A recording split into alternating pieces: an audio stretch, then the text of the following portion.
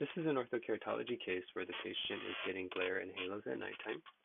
And with wave lenses, there are kind of two ways we can try to reduce that by enlarging the treatment zone. And I'll kind of go over both ways. So one is to just make the OZ and IC larger, and then also to turn off the blending. That'll give you a slightly larger zone. So reworking here with 6.2 and 6.8, I'm guessing. Okay, and our target power right now is a plus 50, so can always move this back about 4/10. So we're at 7.2 and 6.6. And then we do need to adjust our power so that it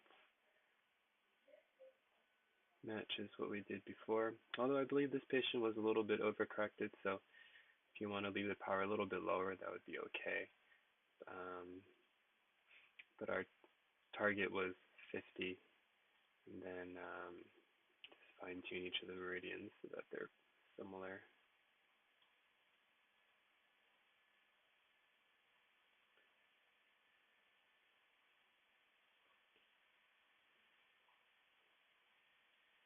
Okay, so I recommend setting the power first and then turning off the blending. Changing the blending also affects your power a little bit, but I would set the power first.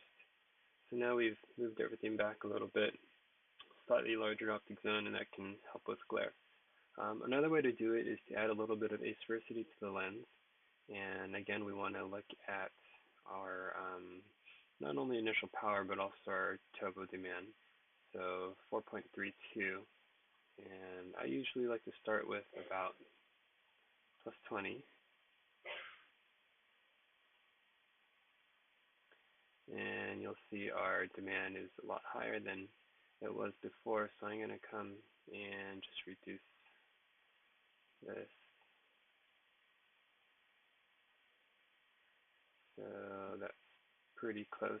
And the power looks funny. It's a minus power, but that's just to compensate for the aspheric optics in the center of the lens. We do still need to adjust the individual meridians.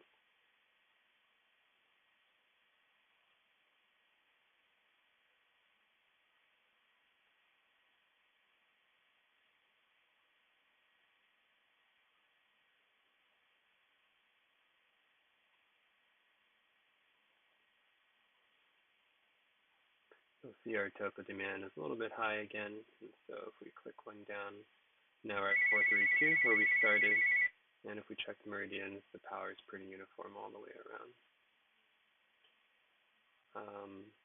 When you add the asphericity, turning off the blending does not really help, so I would just leave it unchecked, and either strategy should enlarge the treatment zone a little bit. It's not going to be a really dramatic change, but hopefully enough to get the patient to be a little bit more comfortable at night with the lenses.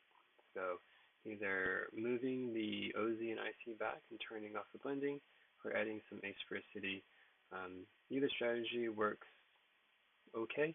I would say if the lens is decentering a little bit and I'm concerned about centration of the lens, I would do the asphericity option because that lets us retain a little bit more of the periphery of the lens for alignment.